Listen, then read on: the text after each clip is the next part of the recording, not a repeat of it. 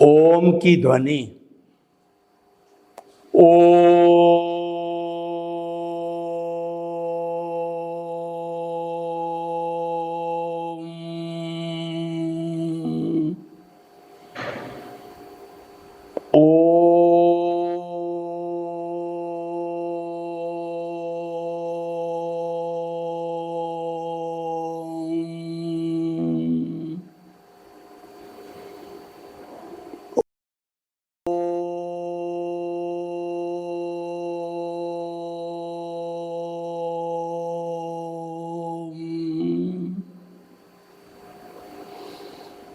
और हम की ध्वनि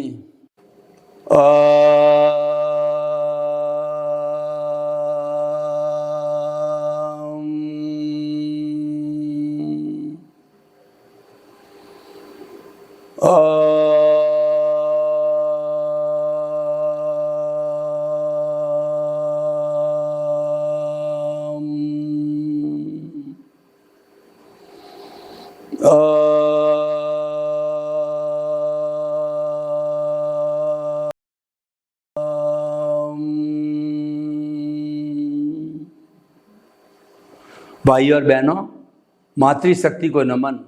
आज का हमारा बहुत सुंदर विषय है आयुष्य कर्म की गणना।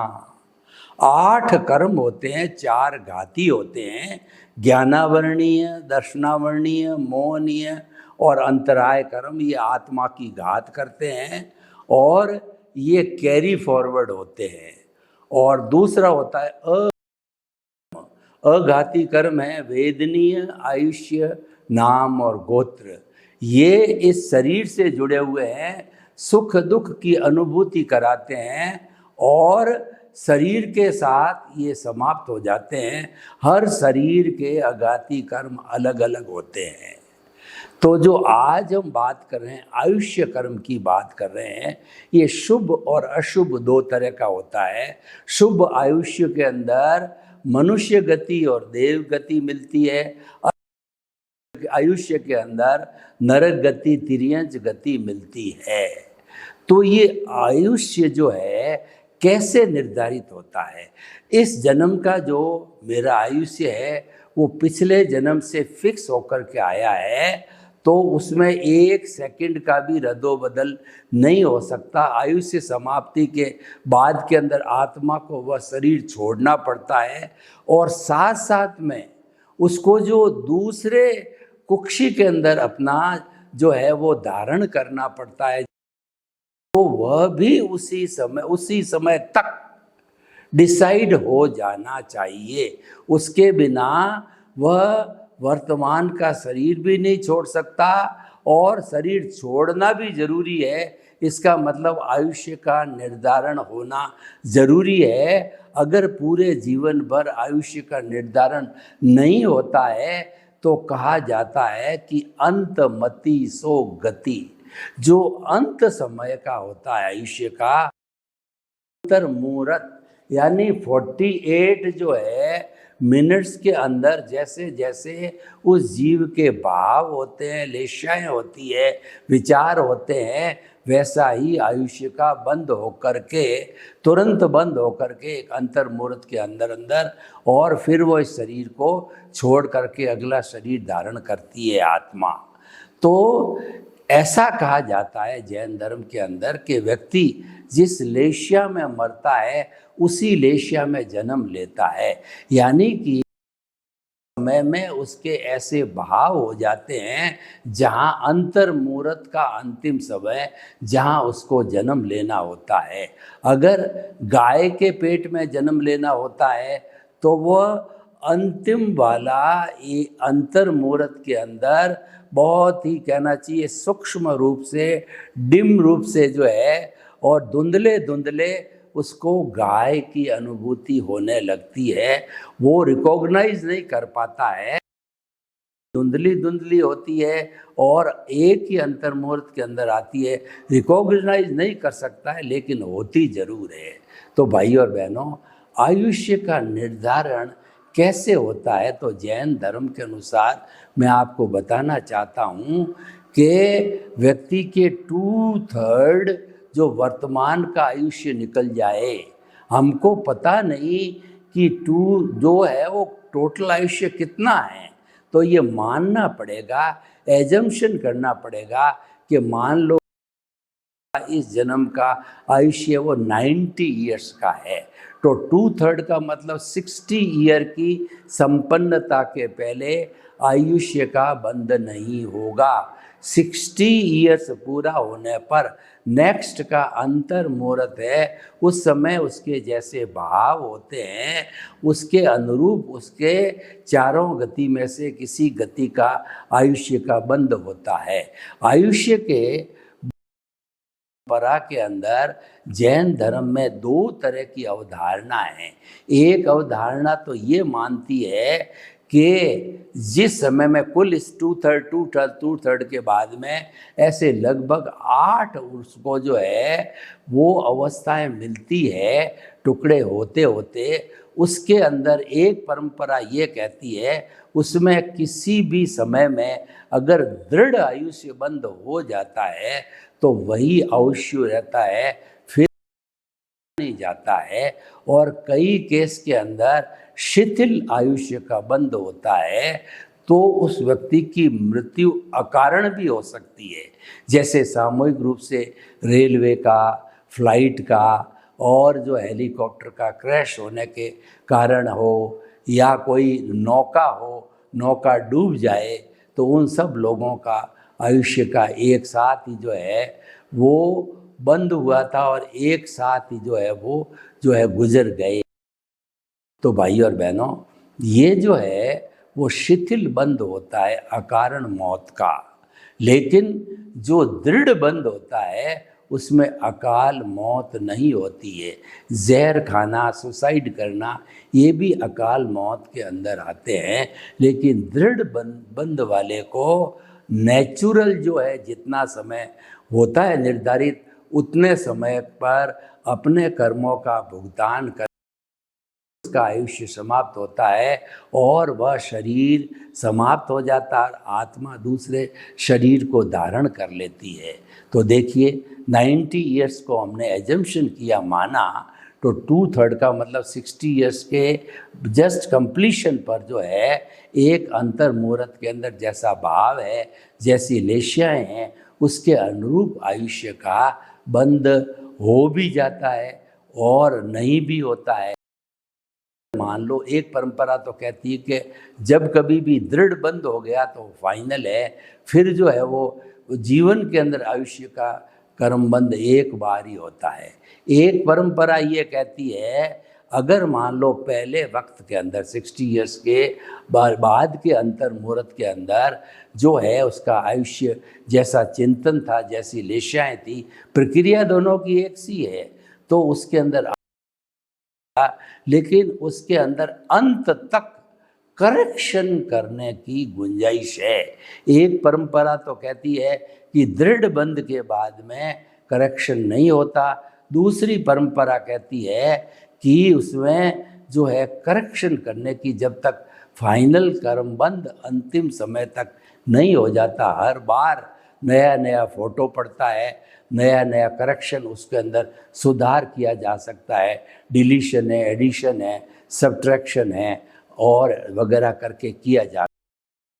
तो 60 वर्ष के बाद मान लो पहला स्टेज गुजर गया, उसके बाद 30 ईयर्स का अगेन 2/3 यानी कि 20 ईयर्स, मतलब टोटल में 80 ईयर्स। 80 ईयर्स की संपन्नता होने पर अगला जो है अंतर मुहूर्त है उसमें फिर वही प्रक्रिया आती है कि जैसी लेशाएं, जैसे भाव होते हैं अंतर मुहूर्त के अंदर वैसा है, दृढ़ होता है। तो अगर पहली बार हो गया तो फिर आगे कभी नहीं होगा, दूसरी बार हो गया तो आगे कभी नहीं होगा। जिस बार के अंदर, जिस टर्न के अंदर दृढ़ बंद हो गया वो फाइनल है, वही नेक्स्ट बर्थ के अंदर काम आएगा।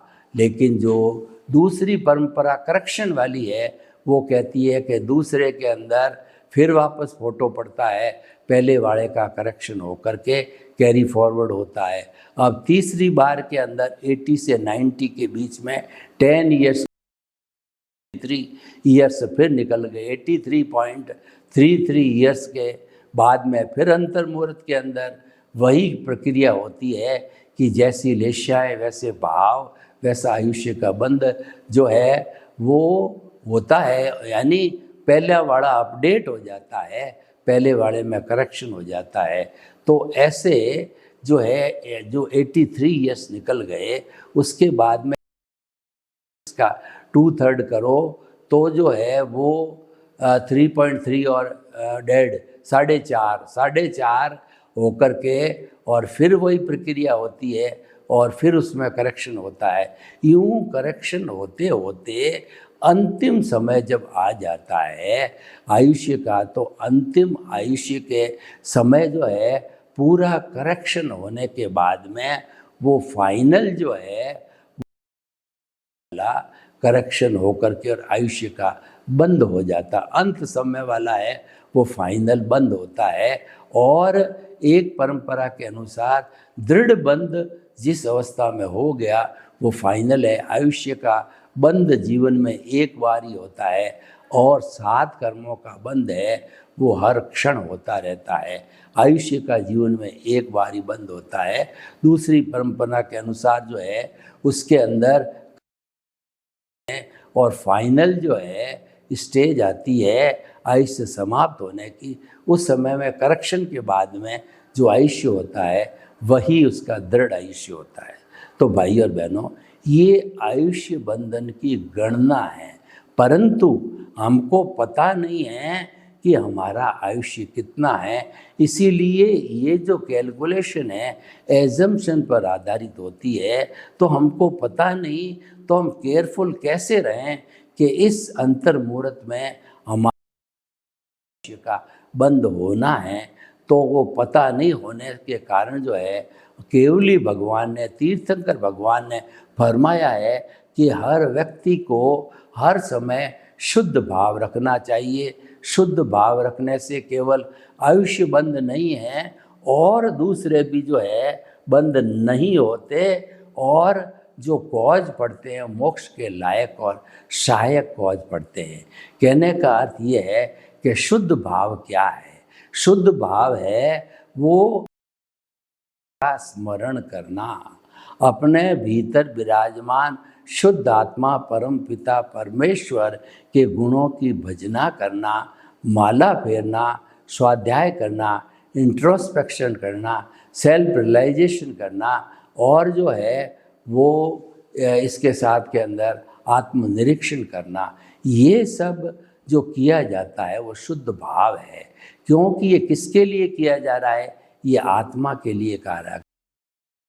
और आत्मा जो है इस ब्रह्मांड की सर्वशक्तिशाली द्रव्य है। आत्मा के बराबर कोई शक्तिशाली द्रव्य इस ब्रह्मांड के अंदर नहीं है और सब आत्माएं समान हैं। तो इसीलिए एक आत्मा का सैंपल लेकर के जो उसके अंदर होगा वही समस्त आत्माओं में अर्हता होती है। तो भाई और बहनों, हम ये देखना चाहते हैं कि हमको फिर हमारा हो तो क्या करना चाहिए। हमें जो है हर क्षण शुभ करना चाहिए, शुद्ध करना चाहिए, यानी जगत कल्याण, परोपकार और जो है जय जगत का काम करना चाहिए। किसी प्राणी को दुख नहीं देना चाहिए, किसी को दोषी नहीं मानना चाहिए, किसी के प्रति बुरे भाव नहीं आने चाहिए और किसी के प्रति अभिप्राय और ओपिनियन नहीं देनी चाहिए। राग द्वेष की मुक्त चाहिए। तो और दूसरा, निमित्त निर्दोष अकर्ता शुद्ध आत्मा की भावना प्रबल होनी चाहिए। तो ये चीज़ें जब हमारे अस्तित्व के इर्द गिर्द, अस्तित्व को केंद्र में रख करके ये सारा माना जाता है, तो फिर शुभ और अशुद्ध भाव पढ़ने की कोई गुंजाइश ही नहीं है। केवल शुद्ध भाव पढ़ते हैं और शुद्ध भाव का अर्थ ही लायक और सहायक, क्योंकि शुद्ध जो है वो ज्ञान दर्शन होता है और मन वचन काया जिससे शुभ और अशुभ प्रवृत्ति होती है उसके अंदर ज्ञान दर्शन नहीं है। शुद्धता का महत्व कहिए, शुद्धता का लिंक कहिए, वह सिर्फ जो है वो ज्ञान दर्शन के साथ है। और ज्ञान दर्शन का डेवलपमेंट हो गया, उसको धीरे धीरे बढ़ोतरी करने के लिए 20-30% हो गया, 40 हो, 50 हो, 60 हो, 70, 80, 90 का जब हमारे को अनुभव हो जाता है 2% से लगा के 100% तक, तब जो है ये अनुभूति होने पर जो है वो सारा दिव्य ज्ञान होता है और सारे कर्मों से मुक्त होकर के आत्मा शैलेशी अवस्था 14वें गुण स्थान में अ उ री ली हृंग, ये 5 शब्द बोले जितने में पहले मन का भी उत्सर्ग होता है, फिर वचन का भी उत्सर्ग होता है, और फिर इस शरीर की टू का भी उत्सर्ग होकर के और आत्मा सिद्ध शिला के अंदर जो है वो अनंत ज्ञान, अनंत दर्शन, अनंत शक्ति, अनंत सुख का धाम है। ऐसी आत्मा जो है वहाँ जाकर के ईश्वर बन कर के और सदा सदा के लिए वो जो है सनातन सुख को प्राप्ति है, शाश्वत सुख की प्राप्ति करती है, उसके कभी दुख आता ही नहीं है, वह योनियों में भ्रमण भी नहीं करती है। तो भाई और बहनों देखिए कि जो है हमारा आयुष्य का निर्धारण है किस प्रकार से होता है। ये वर्तमान और आने वाले आयुष्य जो है इसी जन्म के, वर्तमान का तो पिछले जन्म में निर्माण हुआ था और आने वाले जन्म का आयुष्य का निर्धारण, निर्माण इसी जीवन के अंदर, इसी हमारे व्यवहार जगत है उसी में ही होता है। तो भाई और बहनों मुख्य बात ये है कि हम कर्म कैसा करते हैं।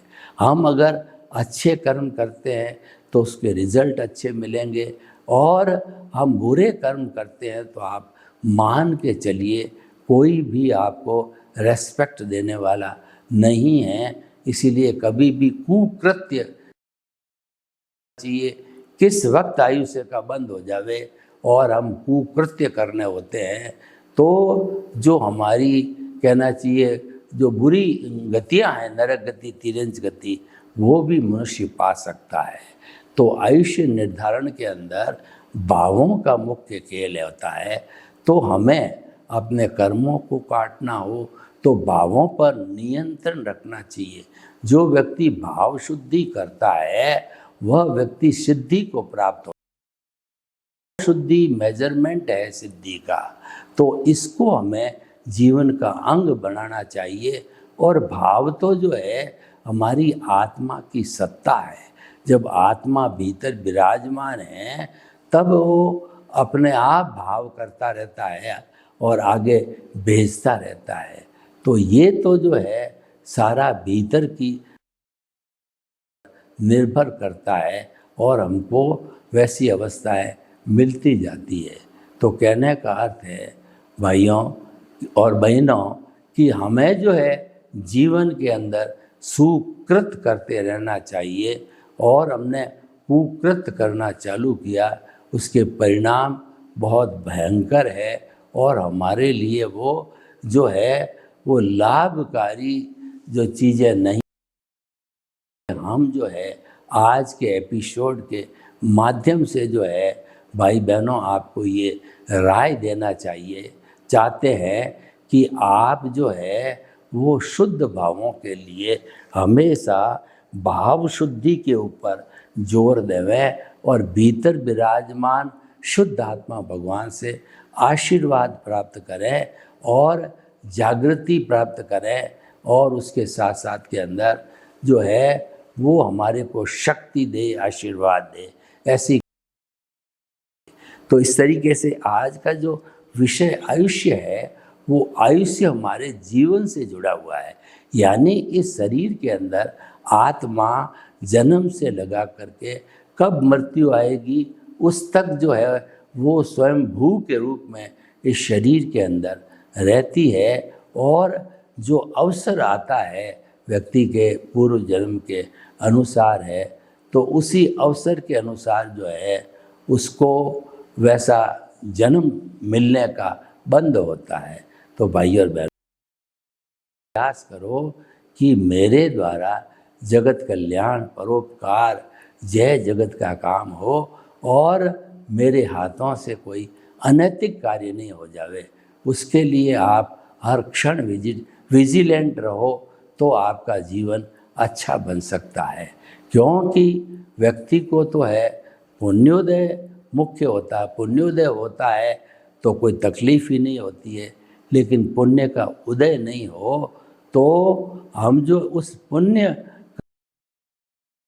और जो हमारे सामने पाप की वृत्तियां हैं उसको दूर किया जा सकता है।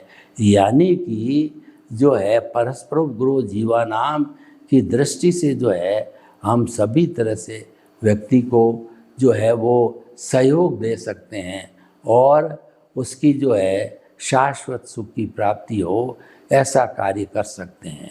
आयुष्य का कुल बताया, 8 चरण बताए उसके, और 8 चरणों में एक एक करके किस प्रकार से जो व्यक्ति के ये आयुष्य कर्म का निर्धारण होता है कि कितने समय तक जो है ये जीव है उस आयुष्य के अंदर, उस शरीर के अंदर रहेगा, वही आयुष्य कर्म कहलाता है। तो इसीलिए हमें जो है वो इसके लिए भगवान को धन्यवाद देना चाहिए और कहना चाहिए कि हुआ सो न्याय, यानी कुछ भी करता है वो न्याय ही करता है। ईश्वर कभी भी अन्याय नहीं करता है। इसलिए जो कुछ हमें दिया गया है वो परफेक्ट ट्रुथ के आधार पर दिया गया है। वो कुदरती रचना और कुदरत के कानून के आधार पर दिया गया है। इसीलिए हमें उसमें चैलेंज करने की कोई आवश्यकता नहीं, रेक्टिफिकेशन या चैलेंज की नहीं। जो कुछ हमारे गुरुओं के द्वारा हमको सुलभ कराया जाता है वो हमें ग्रहण करना चाहिए और उसको लोग ये बांटना चाहिए ताकि कि वो लोग जो है भी उसका उपयोग कर सके। तो भाई और बहनों, आज का हमारा ये आयुष्य निर्धारण का जो विषय है ये बहुत ही अच्छा विषय है और इस विषय पर हम घंटों घंटों चर्चा कर सकते हैं कि मनुष्य जीवन है ये सर्वोत्तम जीवन है। जिसको ये जीवन मिल जाता है उसको पारसमणि मिल जाती है और जो है वो कहना चाहिए कि उसको काम धेनु जो है वो वैतरणी नदी और उसके लिए वो सुख का सागर जो है उसको प्राप्त हो जाता है। तो ऐसा जो है हमारा पुण्योदय होना चाहिए ताकि कि हमारा आयुष्य का कर्म भी जो है उसके अनुरूप बंद हो और पुण्य जो हम खर्च करते हैं वो उससे हमारा पाप को मिटाने के लिए पुण्य को खर्च करना। ज्यों ज्यों जो है पाप जो है बढ़ता है, शुद्ध होता है, त्यों त्यों ही जो है वो हमारे जो इसकी पुण्य की स्थिति है उसके माध्यम से ही उसका शुद्धिकरण होता है और पाप है वो इरेज होता है। तो भाई और बहनों, मैं आपको बताना चाहता हूँ कि आयुष्य का निर्धारण है वो विषय जो है हमको गहराई से अध्ययन करना चाहिए और उसके भरोसे नहीं रहना चाहिए। किसी भी ज्योतिष के अनुसार भरोसे नहीं रहना चाहिए क्योंकि हमारा आयुष्य कितना है उसको तो केवल ज्ञानी ही जानते हैं, कोई दूसरा जानता नहीं है। तो दूसरे के सामने इसकी जिज्ञासा रख करके हम समाधान पाए तो ज़रूरी नहीं कि वह सही हो जावे। ऐसे लोग जो है 100 में से एक आध आदमी को उसके पुण्योदय कारण ठीक कर देते हैं, ठीक हो जाता है तो उसका प्रचार प्रसार हो जाता है कि फला अच्छा जो है वो जानने वाले हैं, उनकी सेवा की जानी चाहिए और लोग प्रवृत्त होते हैं उनकी सेवा करने के लिए। तो मैं ये कहना चाहता हूँ कि आयुष्य के निर्धारण को हम अच्छी तरह से समझें और समझ करके इस मैथमेटिक्स कैलकुलेशन को जो है हम पूरा ध्यान करके हमारा आयुष्य अगला निर्धारण सही समय पर हो। निर्धारण के साथ साथ जो है हमें अपने जीवन जीने की प्लानिंग पद्धति को भी सही करना चाहिए, क्योंकि जब तक हमारा जीवन सही है वो सब कुछ शून्य है। सारा जो है हमको खुशी होती है, प्रसन्नता होती है, वो हमारा काम व्यवस्थित होने से ही हो सकती है। सर्वे भवन्तु सुखिनः, सर्वे सन्तु निरामया। लोग के जीवों को सुख मिले, शांति मिले, आनंद मिले, प्रेम मिले, सौहार्द मिले और हम सभी अच्छे कार्य करके अच्छे आयुष्य का निर्माण करें। आपके प्रति मंगल हो। ओम शांति।